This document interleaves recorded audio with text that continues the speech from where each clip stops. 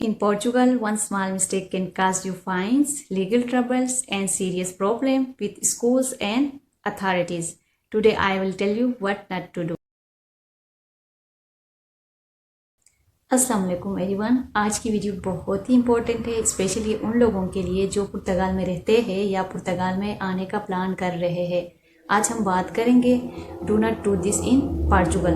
वो मिस्टेक जो कि नॉर्मली लोग अननोइंगली कर रहे होते हैं और बाद में बहुत ज़्यादा पछताते हैं। ये जो वीडियो है real life experience and legal fact based video है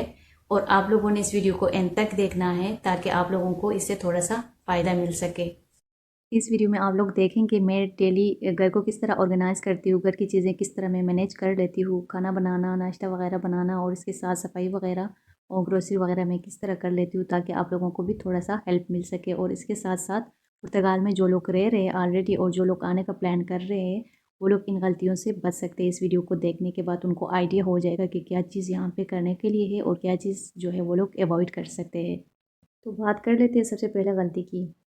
what not to do while shifting house. सबसे पहले गलती क्या होती है पुर्तगाल में घर शिफ्ट करते वक्त? सबसे बड़ी जो गलती होती है वो है यूटिलिटीज़ को इग्नोर करना। What not to do, gas metre disconnect नहीं करना, इलेक्ट्रिसिटी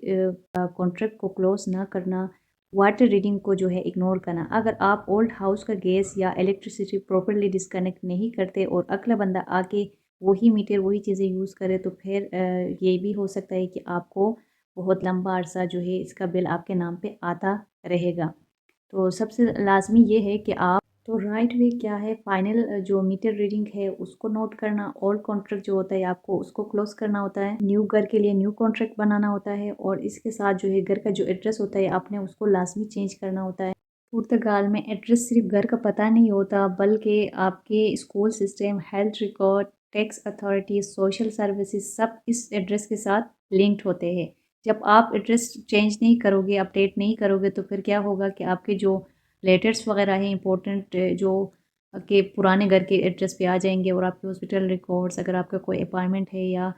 कुछ भी है वो सारे के सारे जो है आपके ओल्ड एड्रेस में चले जाएंगे और फिर आपको मिलेंगे भी नहीं, क्योंकि जो ओल्ड घर में रहेगा ना वो कोई आपको जानने वाला नहीं होगा तो फिर क्यों आपके लेटर्स वगैरह वो रखेगा। आपने 60 डेज़ के अंदर लाजमी फाइनेंस में जाके अपना एड्रेस जो है वो अपडेट करना होता है और इसके साथ ही साथ जिस जगह में आप शिफ्टिंग आप की हुई है तो उस जगह में जाके आपने हॉस्पिटल में भी जाके अपने सारे रिकॉर्ड्स जो है वो अपडेट करना होता है कि आप किस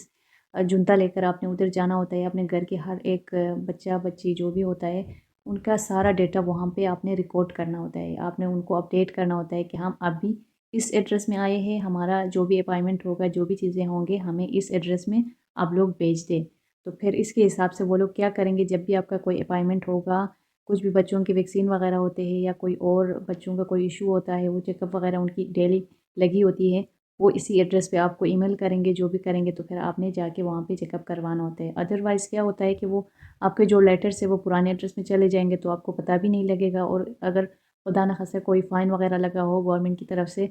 तो वो भी आपको मौसूल नहीं होंगे तो फिर आपको बहुत बड़ा मसले का सामना करना पड़ेगा।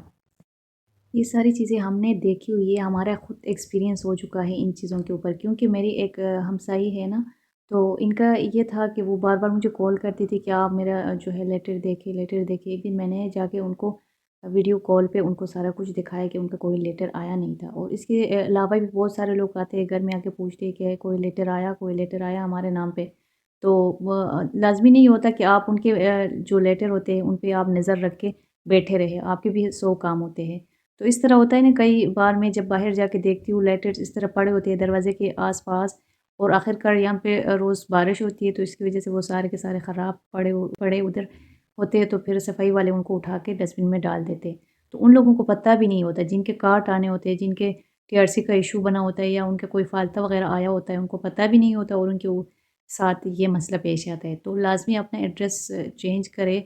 तो आपके लिए भी फ़ायदा होगा। दूसरी सबसे बड़ी गलती, car child safety no excuses. Portugal में कार रूल बहुत ज़्यादा स्ट्रिक्ट है। अगर आप 2 मिनट का सफ़र भी कर रहे हो या स्कूल ट्रिप पे हो, बच्चों को लेकर जा रहे हो तो आपको चाहिए कि आप सीट बेल्ट और कार सीटर जो है बेबी सीटर उसको आप बच्चे को वहाँ पे बैठा के आप लोग ले जा सकते हैं। इसके अलावा आपको फ़ाइन लग सकता है 120 سے 600 پر چائلڈ، کیونکہ میں نے خود فیس کی ہے۔ ایک دفعہ جب ہم لوگ جا رہے تھے، ہمیں پتہ بھی تھا کہ یہ فائن لگ سکتا ہے، پھر بھی ہمارے پاس وہ بیبی سیٹر نہیں تھا، تو ہم لوگ ایسے ہی چلے گئے تھے، تو پولیس نے ہمیں فائن کی تھی تقریباً 120 یورو، اور اس کے ساتھ یہ کیا تھا کہ گاڑی کچھ عرصے کے لیے ہم لوگ چلا نہیں سکتے تھے، جیسے عام نہیں، مطلب اوبر یا اس طرح کی چیزوں پہ۔ تو یہ فائن آپ کو بھی لگ سکتا ہے۔ آپ لوگ ان سے بچنے کے لیے لازمی اپنے چھوٹے بچے اگر ہو جو 12 سال سے کم ہو، 12 سال کے بعد یہ نہیں لگ سکتا، بچہ نارملی سیٹ پہ بیٹھ سکتا ہے، لیکن 12 سال سے جو کم بچے ہوتے ہیں ان کے لیے لازمی ہے کہ آپ جو ہے بچے کو بیبی سیٹ پہ بٹھائے، تاکہ آپ کو یہ مسئلے پیش نہ آئے۔ اس کے علاوہ بچے کو فرنٹ پہ بٹھانا بھی یہاں پہ اللیگل ہے، ایک ٹریفک چیک آپ کو ہیوی فائن لگوا سکتا ہے۔ In Portugal, transporting a child without an approved child car sitter is a serious offense under the highway code۔ یہاں پہ بچے کے سائز اور ویٹ کے حساب سے جو ہے ان کے سیٹس وغیرہ ہوتے ہیں، اس کو آپ نے پراپر فالو کرنا ہوتا ہے۔ میرا جو بیٹا یہاں پہ پیدا ہوا تھا ہاسپٹل میں، تقریباً 2 مہینے گزارنے کے بعد جب ہم لوگ گھر آ رہے تھے، تو انہوں نے ڈاکٹرس نے ہمیں سب سے پہلے یہ ڈیمانڈ کی کہ آپ بچے کے لیے جو ہے کار سیٹس لے کر آئے، جس پہ بچے کو سیکیورلی بیٹھا کے آپ گھر لے جا سکے۔ تو میں بھی حیران ہو گئی، کیونکہ ہمیں تو پتہ نہیں ہوتا تھا کہ ہم بچوں کو ایسے ہی گود میں اٹھا کے ادھر ادھر گھوم رہے ہوتے تھے اپنے گاؤں میں، اپنے ملک میں۔ تو فرسٹ ٹائم میں نے سنی، پھر ہم لوگوں نے بچے کے لیے سیٹس وغیرہ لے کر آئے، کار سیٹس، تو اس پہ بچے کو بیٹھا کے پھر ہم لوگ گھر لے کر آئے تھے۔ ورنہ تو آپ کو یہ لوگ بچہ بھی نہیں دیں گے کہ جب تک آپ یہ چیزیں ان کو پرووائڈ نہیں کریں گے۔ میرے کچھ ایسے دوست تھے، ان کے ساتھ ایسا ہو گیا تھا کہ ان کو بچہ نہیں دے رہے تھے، پھر جا کے انہوں نے سیٹس ان کو پرووائڈ کی، تب جا کے ان کو وہ بچہ دے دیے ڈاکٹرس نے۔ جہاں پہ آپ رہتے ہو ان کے رول ریگولیشن کو فالو کرنا ہوتا ہے، ان چیزوں کو ہمیں اگنور نہیں کرنا چاہیے، ہمیں ان پہ عمل کرنا چاہیے، اور اگر ہمیں پتہ نہ بھی ہو تو پھر یہاں پہ آنے کے بعد ان کے سارے رول ریگولیشن پڑھنا چاہیے، ان کو سیکھنا چاہیے، ان پہ عمل کر کے پھر ہمیں کامیاب ہو سکتے ہیں۔ ادروائز پھر ہم لوگ کیا کریں گے، بہت زیادہ اسٹریس لے کے پریشانی میں مبتلا ہوں گے۔ اس کے علاوہ جب بیبی آپ کا ہاسپٹل میں پیدا ہوتا ہے تو اس کے بھی بہت زیادہ انویسٹیگیشن اس کے پیچھے ہوتی ہے کہ پیرنٹس ٹھیک ہے، بچے کو سنبھال سکتے ہیں، نہیں سنبھال سکتے، ان کے پاس اتنا کچھ ہے کہ وہ بچے کو جو ہے ایک سیف انوائرمنٹ میں رکھ سکے، ان کو کھانا پینا سب پرووائڈ کر سکے۔ اگر یہ ساری چیزیں نہ ہو تو وہ آپ کو بچہ جو ہے آپ سے لے کے اپنے پاس رکھیں گے۔ In Portugal, simply being poor or having no money is not a legal reason for social services to remove a child from a parent's custody. Portuguese child protection system prioritizes keeping families together unless there is a proven significant risk of harm to the child. ہوتا کیا ہے کہ جب social security especially سی جے مطلب child protection جو community ہوتی ہے، جب وہ انوالو ہوتا ہے، وہ تب انوالو ہوتا ہے جب ان کو لگتا ہے کہ یہ جو بندہ ہے یہ اپنے بچوں کو نہیں سنبھال سکتا، اس کے پاس اتنے مطلب نہ فوڈ ہے، نہ سیفٹی ہے، اور یہ مینٹلی بھی ٹھیک نہیں ہے، تو پھر جو ہے وہ انوالو ہوتا ہے، انویسٹیگیٹ کرتا ہے۔ اس کے بعد سب سے پہلے ان کی کوشش ہوتی ہے کہ آپ کو شیلٹر، فوڈ، ساری چیزیں وہ پرووائڈ کرے بچے کے لیے، آپ کے لیے سیفٹی جو ہے وہ پاسبل بنائے۔ لیکن پھر بھی اس کے باوجود بھی ان کو یہ لگے کہ نہیں، آپ نہیں سنبھال سکتے، آپ سے یہ سارا کام نہیں ہوتا، تو پھر کیا کرتے ہیں، آپ کے بچے کو آپ سے لے کے کہیں اور وہ رکھ لیتے ہیں۔ ان ساری چیزوں کو دھیان میں رکھتے ہوئے جب بھی آپ سے کوئی سوشل سیکیورٹی والے آئے ہاسپٹل میں یا کہیں پہ بھی آپ سے ملنے کے لیے، جب بیبی پیدا ہوتا ہے، تو آپ نے ان ساری چیزوں کو دھیان میں رکھنا ہوتا ہے، آپ نے ان کو صحیح سے رسپونڈ کرنا ہوتا ہے کہ آپ جو ہے بچوں کو سنبھال سکتے ہیں، آپ جو ہے ان کو فیسلٹیز دے سکتے ہیں، آپ کا بچہ آپ کے لیے سب کچھ ہے۔ اب یہ نہ کہے کہ ہم بچوں کو نہیں سنبھال سکتے، میری طبیعت خود ٹھیک نہیں ہے، یہ نہیں ہے، وہ نہیں ہے، تو پھر کیا ہوگا کہ آخر کار وہ بچہ آپ سے لے کے جائیں گے اور اپنے پاس ان کو اچھے طریقے سے ان کی دیکھ بھال کریں گے۔ تیسری سب سے بڑی غلطی، keeping your children absent from schools to travel to your home country without informing the school is considered a violation of mandatory education laws. یہ اپنے رول ریگولیشن اسٹرکٹلی فالو کرتے ہیں، چاہے اسکول کے حوالے سے ہو، چاہے ہیلتھ کے حوالے سے ہو، کسی بھی سسٹم میں ان کا جو رول ریگولیشن ہے ان کو یہ لوگ فالو کرتے ہیں۔ ہمیں بھی چاہیے کہ ہم بھی ان کو فالو کرتے جائیں۔ Students who exceed the maximum limits of unjustified absence, typically defined as missing more than 14% to 15% of school days, or failing to maintain 85% to 90% attendance, may be eligible to process to the next grade level۔ یہ چھوٹی چھوٹی چیزیں ہیں، بظاہر تو ہمیں نہیں لگتا اتنا کوئی مشکل کام، لیکن ان چھوٹی چھوٹی چیزوں کو ہم نے سمجھنا ہوگا، ان پہ عمل کرنا ہوگا، کیونکہ پیرنٹس کو فائن بھی لگ سکتا ہے، اور پر ڈے کے حساب سے جو ہے رفلی اگر کاؤنٹ کیا جائے تو پھر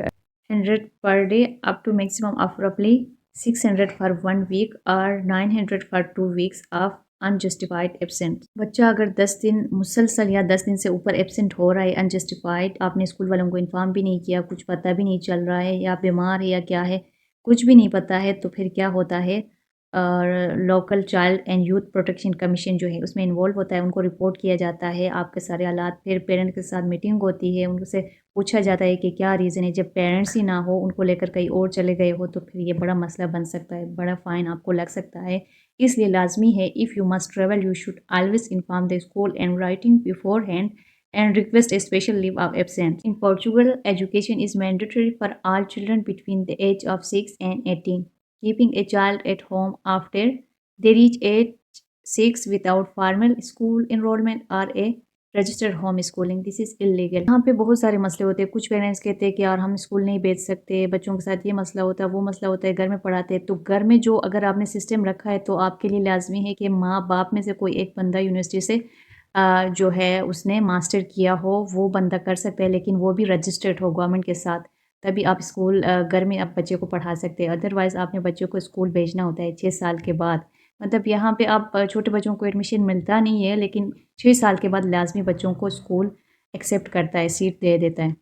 the fifth one mistake using mobile phone in the school. یہاں پہ نارملی اسکول ٹائمنگ چینج ہے، مطلب بچہ صبح سے شام تک 5 بجے تک یا 7 بجے تک اسکول میں ہوتا ہے، تو لازمی ہوتا ہے کہ بچے کو موبائل دینا ہوتا ہے، یہ الاؤ بھی ہے، مطلب آپ دے سکتے ہو، لیکن یہ ہے کہ وہاں پہ جا کے وہ ان کو جمع کرتے ہیں ٹیچرز کے پاس یا کسی بھی آفیسر کے ساتھ، ان کا جو وہ سسٹم چلا رہا ہوتا ہے ان کے پاس وہ جمع کر دیتے ہیں. اگر کوئی بچہ اپنے موبائل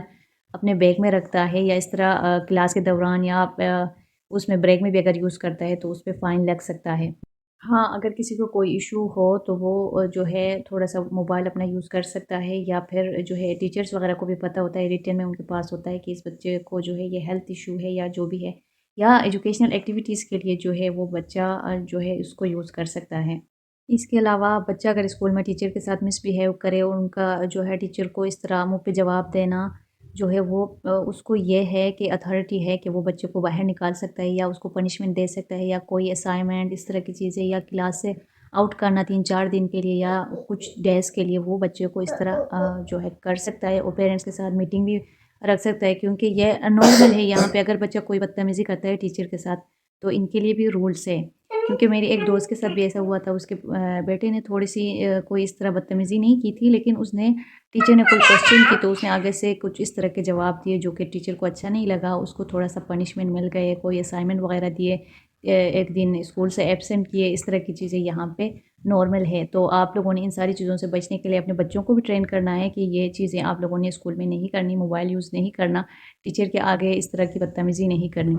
اور چھٹی سب سے بڑی مسٹیک کار پارکنگ کے حوالے سے ہے کہ آپ جب بھی جو ہے گاڑی پارک کرتے ہو پبلک روڈ پہ تو ان کے بھی کچھ رولز ہوتے ہیں. In Portugal, it's legal to park any vehicle on a public road if it does not have visible or valid license plate. If you buy a new car from any other countries and park it on the street in front of your own home without plates, you will likely face significant penalties. Normally ایک public road پہ park کیے ہوئے گاڑی کو دیکھ کے سمجھ آتا ہے، کیونکہ نمبر پلیٹس سمجھ آتی ہے، نظر آتا ہے، اور پولیس ان ساری چیزوں کو نوٹ کر رہے ہوتے ہیں. لیکن جب آپ کسی کار کو پبلک روڈ پہ پارک کرتے ہو اور اس کے نمبر پلیٹس بھی نہ ہو تو پھر کیا ہوتا ہے، JNR پولیس والے یا PSP یا میونسپل کونسل جو ہے وہ آپ کو، ان کو یہ رائٹس ہے کہ وہ آپ کو فائن کر سکتا ہے 60 to 300 کے اندر جو ہے وہ آپ کو اتنا فائن لگوا سکتا ہے، اور they have the legal right to block اور to tow the vehicle immediately. آپ نے کہیں سے بھی کار بائی کیا ہے، چاہے آپ نے جرمنی سے کیا، فرانس یا ڈنمارک کہیں سے بھی کیا ہو، تو اس کے لیے یہ ہے کہ سب سے پہلے آپ نے کسٹم ڈکلیریشن فارم سبمٹ کرنا ہوتا ہے، چاہے آپ کے پاس اس کے سارے ڈاکومنٹ وغیرہ ہو، آپ نے لیگلی لیا ہو، اور آپ کے پاس یہ بھی ہے کہ آپ کس ڈیٹ کو لیا ہے، کہاں سے لے کر آئے ہو، اور اس کی جتنے بھی ڈاکومنٹیشن ہیں آپ کے پاس موجود ہو، آپ اس کو 20 ڈیز سے زیادہ روڈ پہ نہیں چلا سکتے جب تک آپ یہ سارے جو پروسیس ہے وہ آپ نہیں کر لیتے ہو. اس کے علاوہ جب بھی آپ اس کے نمبر پلیٹس جو ہے جب تک یہاں پہ آ کے ان کے سارے انویسٹیگیشن پروسیس سارا کمپلیٹ نہیں کرتے تو پھر کیا ہوتا ہے کہ آپ کو فائن لگ سکتا ہے. یہ ہمارے ساتھ ہو چکا ہے، ہم نے گاڑی لی، گاڑی گھر کے آس پاس ہی کھڑی ہم لوگوں نے پارک کی تھی، اس کے بعد کیا ہوا کہ پولیس کا جو ہے اسٹیشن یہاں پہ گھر کے قریب ہی ہے، ہم کو پتہ بھی تھا کہ اس کو جو ہے پولیس اٹھوا سکتا ہے یا پھر فائن لگ سکتا ہے، لیکن پھر بھی ہمارے پاس کوئی اور آپشن نہیں تھا۔ یا آپ کے پاس یہ آپشن ہو کہ آپ اس کو کسی گیراج میں جو کہ پرائیویٹ ہو اس پہ آپ رکھ سکتے ہو، لیکن اس کے علاوہ آپ مین روڈ پہ یا پبلک روڈ پہ اس کو کھڑا نہیں کر سکتے، چاہے آپ کے گھر کے پاس ہو یا کہیں کسی اور جگہ میں ہو۔ تو پھر ہم لوگوں نے یہاں پہ کچھ دن وہ کھڑا رہا، 10-15 دن میرے خیال میں۔ اس کے بعد پولیس نے آ کے انویسٹیگیشن کی اور پھر میرے پاس سارے ڈاکومنٹ پڑے ہوئے تھے، میں نے ان کو دکھا دیے۔ پھر اس کے بعد جا کے انہوں نے کہا کہ نہیں، آپ لوگ جو ہے اس کے لیے آپ لوگوں کو کوئی اتنا فائن لگ سکتا ہے، مطلب تقریباً 600 تک ہمیں فائن لگا۔ اس کے بعد جا کے گاڑی ہم لوگوں نے ان سے لے لی، پھر انویسٹیگیشن یا ڈکلیریشن کے لیے ہم لوگوں نے جو اس گاڑی کو دے دیے، پھر اس کے سارا پروسیس ہو گیا۔ اس کے بعد جا کے پھر یہ گاڑی لیگل ہو گئی، پھر ہم نے اس کو یوز کرنا اسٹارٹ کیا۔ ویسے تو پرتگال پیسفل کنٹری ہے، لیکن یہاں کے رول ریگولیشن بہت زیادہ اسٹرکٹ ہوتے ہیں، ان کو فالو کرنا ہوتا ہے۔ ویڈیو اگر اچھی لگی ہے، تھوڑا سا بھی انفارمیٹیو لگی آپ لوگوں کو، تو لائک شیئر لازمی کرنا ہے۔ بیٹا جو ہے میرا ادھر تنگ بہت کر رہا ہے، مجھے وائس اوور بھی نہیں کرنے دے رہا ہے، تو بس آپ لوگ اس کو اگنور کیجیے گا، ساتھ میں اس کی بھی آواز آپ لوگوں کو سنائی دے رہا ہوگا۔ تو آپ لوگوں نے اس ویڈیو کو جو ہے لائک کرنا، شیئر کرنا اور ہائپ کرنا نہ بھولیں، اور چینل کو سبسکرائب کرنا، تاکہ آپ لوگوں کو میری جو ویڈیو کی نوٹیفیکیشن ہے وہ ملتے رہے، اور پھر اس طرح کی انفارمیٹیو ویڈیوز آپ لوگ جو ہے دیکھتے رہے۔ تو ملتے ہیں نیکسٹ ولاگ میں، تب تک کے لیے اللہ حافظ۔